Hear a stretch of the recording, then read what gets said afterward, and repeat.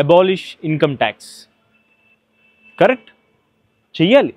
ఎందుకు చేయాలి? మరి దేశానికి రాష్ట్రానికి వచ్చే ఇన్కమ్ ఏంటి? ఇదేనా ఆలోచిస్తున్నారు? ఒక్క నిమిషం భయ్యా, ఇప్పుడు ఇండియాలో పాపులేషన్లో అరౌండ్ 1.5% అరౌండ్ పే చేస్తున్నాను ఇన్కమ్ ట్యాక్సెస్. అంటే మిగిలిన 98, 97, 99% వీళ్ళు పే చేయట్లేదంటే అర్థం వాళ్ళకి ఇన్కమ్ రావట్లేదా? అంటే they know how to deal with taxes. అసలు చూపిస్తే కదా, అందరూ బ్లాక్లోనే చేస్తున్నారు కదా బిజినెస్లో. ఇటు వచ్చి పూర్ ఫ్రీబీస్ తీసుకుంటారు, వచ్చిందంతో పని చేస్తే వచ్చింది, లేబర్ అమౌంట్ వస్తే వచ్చింది, ఆ రోజు కష్టపడ్డారు, వచ్చిన అమౌంట్ ఖర్చు పెట్టారు, అయిపోయింది వాళ్ళ పని. అండ్ రిచ్ పీపుల్ వాళ్ళకి వచ్చి they know how to deal with taxes. Avoid చేయాలన్నా ఏ సెక్షన్లో ఏది చూపించుకోవాలన్నా కార్పొరేట్లో. అండ్ వాళ్ళకి వచ్చి ఫెసిలిటీస్ కూడా ఎక్కువ, ఎందుకంటే వాళ్ళు ఎంప్లాయ్మెంట్ క్రియేట్ చేస్తున్నారని ఇది ఉంది కదా. అంటే ఈ మధ్యన లే ఆఫ్స్ ఇవన్నీ పక్కన పెట్టండి, టాక్ అయితే ఉంది కదా. సో వాళ్ళు బాగానే ఉన్నారు.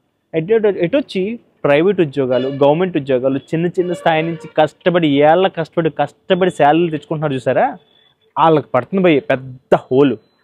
ఎలా పడుతుంది? అలా ట్యాక్స్ కట్టిపోతుంది, ఇన్కమ్ ట్యాక్స్. ఇంకని ఎవరిని అడుగుతాం, ఏం చెప్తాం? ట్యాక్స్ కట్టిపోతున్నాయి కదా. సో నా ఉద్దేశం ఏంటంటే, శాలరీడ్ క్లాస్ అయినా అంత చీప్గా కనబడుతుందా? కష్టపడి కొన్ని ఏళ్ళ కష్టం అండి, చిన్న చిన్న జీతాలు, ప్రైవేట్ ఉద్యోగాలు, కొన్ని ఏళ్ళు లైఫ్ సాక్రిఫైస్ చేసుకుని ఉద్యోగాలు చేస్తుంటే ట్యాక్స్ అలా స్క్వీజ్ చేస్తున్నారు మన నుంచి. ఈ శాలరీడ్ క్లాస్ నుంచి మాత్రం దారుణంగా ప్రాబ్లం ఫేస్ చేస్తుంది. అండ్ నా ఉద్దేశం ఏంటంటే, అబాలిష్ ఇన్కమ్ ట్యాక్స్ అనేది కరెక్ట్ విషయం.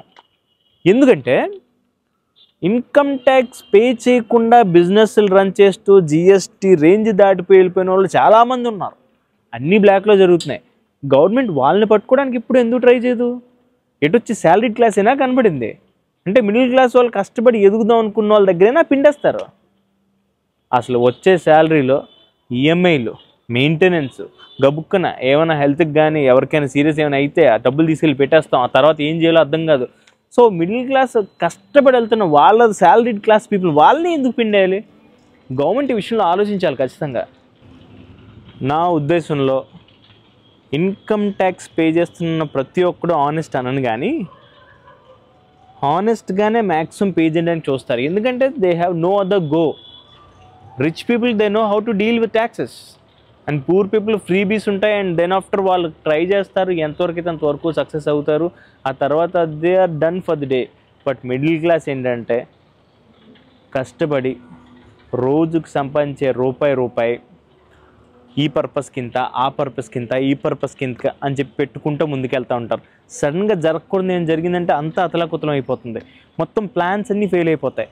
సో అలాంటి వాళ్ళు ఎదుగుతూ కష్టపడుతున్నప్పుడు వాళ్ళ దగ్గర ఇన్కమ్ ట్యాక్స్ రూపంలో మొత్తాలు 30%, 20%, 25%, 20% what ever income tax cut చేసుకుంటే, అది కాకుండా జిఎస్టీలు అది కట్ చేసుకుంటే, అది కాకుండా సెస్సులు, అది కాకుండా బయటికి వెళ్ళే tolls, okay what ever, India is developing, I do understand, I have to contribute, I do understand. But ఈ 1.5% ఇన్కమ్ ట్యాక్స్ పే చేస్తున్న వాళ్ళు తీసి పక్కన పెడుతున్నాయి, మిగిలిన వాళ్ళు అందరూ అసలు మార్కెట్లో లేరా?